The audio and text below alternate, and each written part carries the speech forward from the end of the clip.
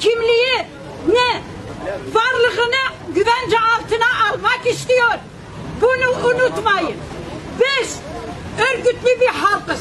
Artık Kürtler eski Kürtler değil. Bunu artık engellemeyin. Olduklarınızla, gücünüzle, askeri gücünüzle bize karşı kullanmayın. Başka yerde kullanın. Onun için biz kararlıyız.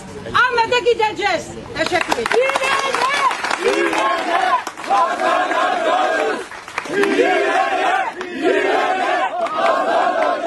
İmralı zindanı olmak üzere bütün zindanlardaki hukuksuzluğun son bulması, barış yolunun açılması için Ahmet'teki özgürlük mitingine her zamankinden daha çok ihtiyaç duyuyoruz.